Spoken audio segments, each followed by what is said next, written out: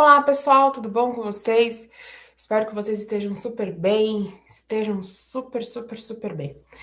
Gente, hoje nós vamos dar continuidade aí nas aulas de direito constitucional. Você que já tá aqui com a GG, você que curte, né, esse projeto gostoso, esse lugar maravilhoso em que a gente fala sobre direito, né? Direito que deve ser a paixão de vocês ou aquele caroço no sapatinho, aquela pedrinha no sapatinho que vocês precisam enfrentar, seja por um concurso, né? Ou seja por qualquer outro motivo ao qual eu não saiba.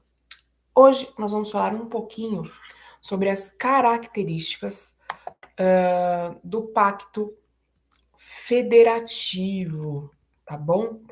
Então, vamos lá? Lembrando que o resuminho, né, dessa aula vai ficar aqui embaixo, o linkzinho lá do meu blog. Já tem um blog em que tem todos os resumos das aulas que a gente posta aqui. Tá bom? Vamos lá? Vamos primeiro falar aqui da primeira característica do Pacto Federativo, tá? A primeira característica do Pacto Federativo é o seu caráter indissolúvel, tá? Então, a primeira característica do pacto federativo é o caráter indissolúvel do pacto, tá? Os entes que compõem a federação fazem um acordo, um pacto político, e nesse pacto, esse pacto, né, ele é indissolúvel, ou seja, esse pacto não pode ser rompido, ele não pode romper-se, sendo uma cláusula pétrea na nossa Carta Magna, na nossa Constituição. Ficou gravado aí? Então, a primeira característica é a indissolubilidade do pacto federativo, tá? A indissolubilidade do pacto federativo garante que não exista no Brasil o direito de secessão, ou seja, isto é, não haverá a possibilidade de uma separação dos entes federativos. Por exemplo, um Estado brasileiro, ele não poderá sair do país de forma que não faça mais parte do país. Vamos lá, o Ceará ficou dodói, ficou chateado, ficou triste com o Brasil. Ah, eu não quero mais fazer parte da federação. Não, isso não pode acontecer, tá? Porque o direito de secessão, ele não existe aqui nesse pacto, tá bom? Agora, o que, que pode acontecer, Jé? O que, que pode acontecer? Né? O que pode ocorrer dentro da nossa organização federativa é criar-se novos entes, tá? Desmembrar também pode, ou fundir esses entes. Então, eu posso criar novos entes, eu posso desmembrar esses entes, ou eu posso fundir esses entes, retirar, né, esse direito de secessão, não. O que não poderá ocorrer é um ente sair dessa organização federativa, pois estaria rompendo o caráter indissolúvel do Estado. É importante aqui a gente ressaltar, né? Vale ressaltar que nem mesmo o plebiscito terá o poder de dissolver a federação de alguma forma, tá? Ou seja, não haverá cessação. É importante gravar isso, tá? Nem a perguntinha, né? O plebiscito, a perguntinha que se faz ao povo, né? O que você acha, povo? Para poder tomar decisões. Isso que é o plebiscito, é a pergunta que se faz ao povo para tomar decisões. Nem isso é capaz de fazer com que haja ali uma retirada, uma saída de um ente da federação do Estado. Legal? Legal. Agora vamos lá. Segunda característica do Pacto Federativo, tá? É a formalização em Constituição Federal. Segunda característica do Pacto Federativo é a formalização em Constituição Federal. O que seria isso? Para que exista uma federação, é necessário que haja um documento político que irá consagrar esse acordo político entre os entes da federação. Esse documento é justamente a Constituição Federal, que é um documento solene que estabelece a organização política. É justamente a Constituição Federal que determina a organização política do Estado. Então, para que haja esse pacto federativo, é necessário que haja um contrato, né? Que hajam ali, que sejam ali determinadas, né? A organização dos entes do Estado, sejam determinadas ali as diretrizes, como que isso vai funcionar. Por isso que é necessário que haja uma Constituição Federal, tá bom? Vamos lá. Terceira característica do Pacto Federativo. A terceira característica do Pacto Federativo é justamente a repartição de competência. Quando a gente fala de competência, as pessoas elas começam a chorar, elas tremem, elas, sei lá, têm ataques terríveis, né? A pessoa ela fica triste, porque a pessoa ela não conhece competência. Competência é um dos assuntos mais gostosos para se estudar. Depois que você aprende, você ama, né? É aquilo, né? A gente só tem medo daquilo que a gente não conhece. Se eu não conheço, eu tenho medo. Eu tenho medo do desconhecido, mas quando eu conheço, eu não tenho medo, né? Então é importante que se conheça um assunto como esse, principalmente, que é um assunto muito cobrado, tanto em concurso como na prova da OAB, por exemplo, né? Segunda fase de direito constitucional, também eu fiz segunda fase em direito constitucional, e eu posso dizer isso a vocês. Tá bom? Então vamos lá? Repartição de competência. A autonomia, ela só existirá se houver a distribuição de funções, ou seja, a repartição de competência. É importante aqui a gente também deixar claro, fazer um parêntese, de que a autonomia é diferente de soberania. A autonomia é dada aos entes, mas soberania apenas o Estado Federativo tem enquanto país. Eu posso ter autonomia para tomar algumas decisões dentro da competência que me cabe, certo? Eu, como ente, eu tenho autonomia para tomar decisões dentro da competência que me cabe. Agora, soberania, ser soberano, não perguntar nada a ninguém, né? Viver intensamente, tomar decisões internacionais, só a federação, não é? Ela que é soberana, ela que é toda poderosa. Vamos lá. Autonomia, ela só existe se houver a distribuição de funções, ou seja, a repartição de competências. Os entes precisam ter as suas atribuições próprias. Eles precisam ter as suas atribuições próprias. Por exemplo, ter governo próprio e servidores próprios. Governo próprio no município, prefeito, vereadores, servidores municipais. Governo próprio no estado, governador, vice, né?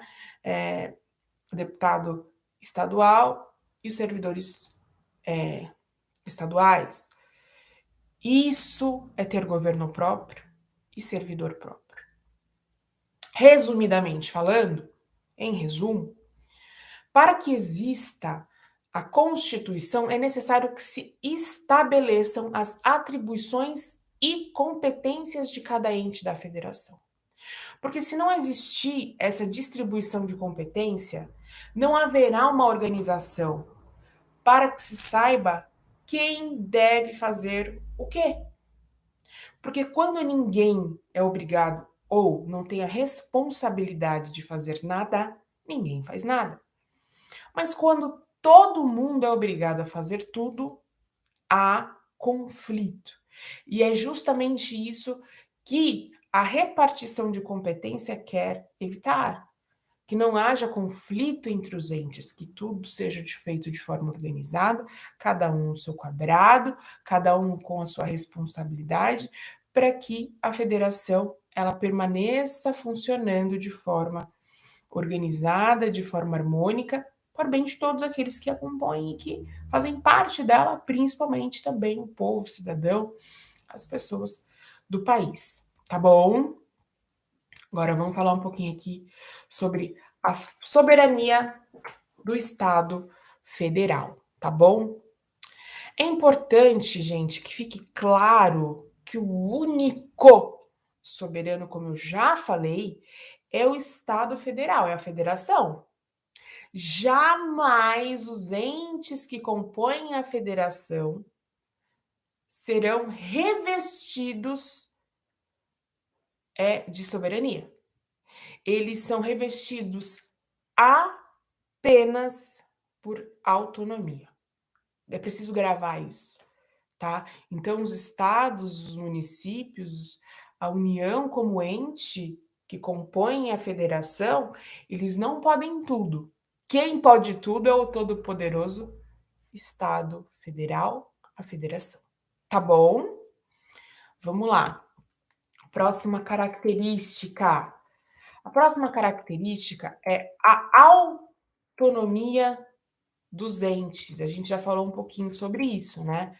Falamos aqui um pouquinho dentro da repartição de competência. Quanto à autonomia dos entes, como eu disse, a gente já abordou esse tema, mas é importante frisar. É dada essa autonomia aos entes para que esses possam governar, legislar e tributar conforme a necessidade de cada um. Só que sempre observando a Carta Magna, sempre observando a Constituição Federal.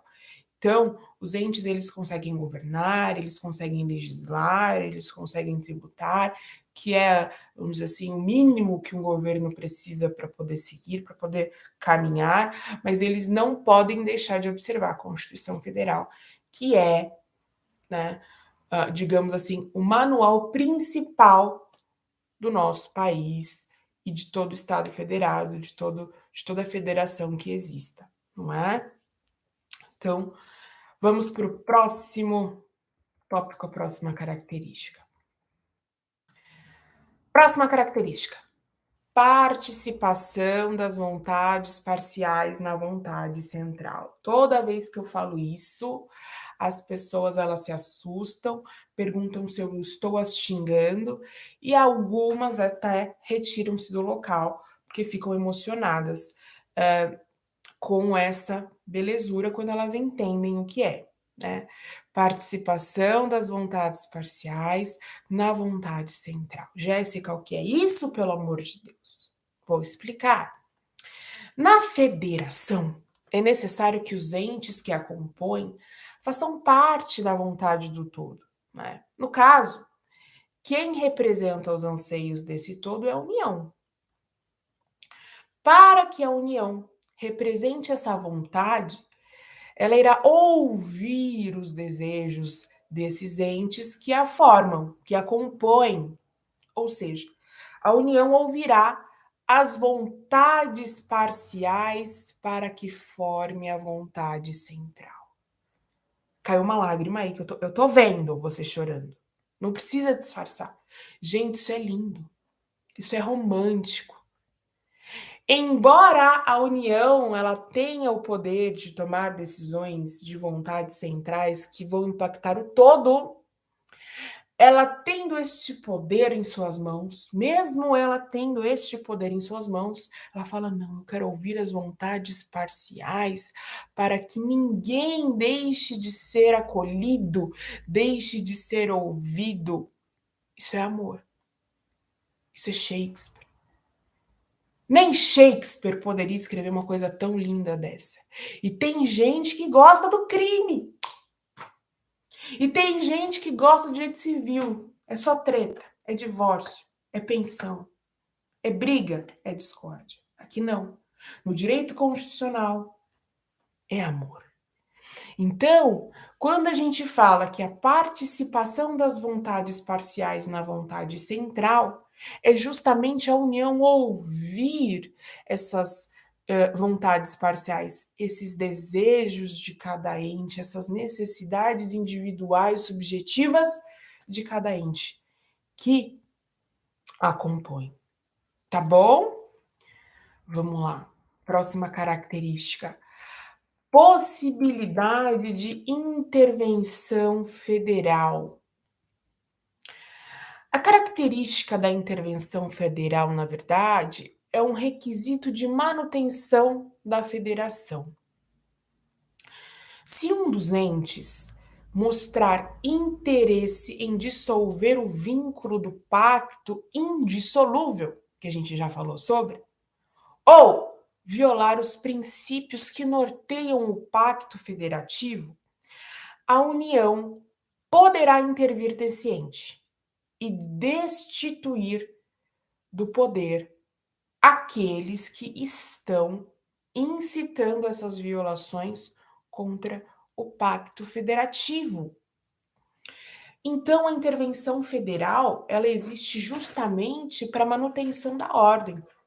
Ela existe justamente para que aquilo que está estabelecido, aquilo que todo mundo sabe, seja respeitado.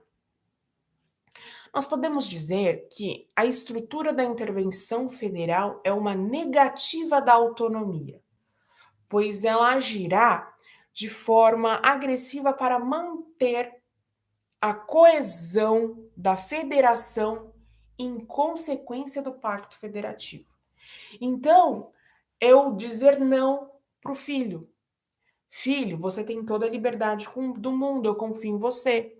Desde que X, Y, Z, W coisa você faça, respeite as regras da casa, você tem toda a liberdade dentro daquilo que lhe é permitido. Aí o filho começa a causar, começa a não chegar no horário, começa a comer doce antes do almoço, assistir Netflix em vez de assistir videoaula, não faz dever de casa, briga com a professora, Deus o livre, não pode. Ah, é? Então, filho, você faz parte da minha família, você é ente da minha família, eu te amo, eu te dei tudo isso aqui, ó. Mas, diante do teu mau comportamento, eu vou ter que fazer uma intervenção aqui. Chama a Super Nani. Vou fazer uma intervenção. E aí, essa intervenção vai ser eu te dizer não para algumas coisas. Percebe? Vai ser eu dizer não para algumas coisas. Logo, se você comia doce depois do almoço, você não vai comer. Logo, se você podia, sei lá, jogar videogame 2 horas por dia, você não vai poder. Acabou. É justamente a negativa da autonomia. É a negativa de direitos, né, que tinha. É a negativa de poder tomar decisões em relação a esse ente. Jéssica, eu não gosto dessa questão da intervenção federal. Olha, se você não gosta da intervenção federal, é porque você não entendeu que ela é importante para a manutenção da ordem. Ela é importante para que aquilo que está lá no contrato, chamado Constituição Federal, prevaleça. E a Constituição Federal é a segurança maior que nós temos para uma democracia, para um Estado harmônico, livre para cada um de nós. Então, a intervenção federal ela existe justamente para a manutenção da ordem, para a manutenção daquilo que está escrito lá na Constituição Federal. Tá bom? Vamos lá? Vamos para a próxima característica e última característica. Controle de constitucionalidade, tá? Característica do Pacto Federativo. O controle de constitucionalidade, ele é feito na esfera jurisdicional. Será necessário um tribunal, né? E esse tribunal será o guardião da constitucionalidade. Embora todos os juízes, sendo eles estaduais ou federais, possam fazer esse controle, é o STF, é o Supremo Tribunal Federal, que é o reconhecido como Tribunal Constitucional, guardião da Constituição. Porque é ele que tem o controle principal da constitucionalidade das leis e das normas. É feito, né, por ele esse controle. Ou seja, é o STF que diz se os entes que compõem, né, a federação estão cumprindo ou não o texto da Constituição. Você que já estudou um pouquinho de direito constitucional sabe que nós temos, né, os remédios constitucionais de controle de constitucionalidade, ADI, ADO, e esses remédios eles são utilizados justamente quando alguém fere a Constituição. Embora os juízes estaduais e federais possam fazer esse controle, aquele que é dito, visto, estabelecido como o guardião da Constituição é o Supremo Tribunal Federal. E é necessário que haja esse controle constitucional para que normas que vão contra a Constituição não se estabeleçam e não criem caminhos diferentes do que aquilo que o constituinte originário idealizou para nossa federação. Tá bom? Gente, vou encerrando por aqui. Espero que vocês tenham gostado. Espero que vocês tenham entendido. Se vocês quiserem um resuminho dessa aula, tá aqui embaixo no link. Um beijo no coração de vocês e até o nosso próximo encontro, tá bom? Beijo!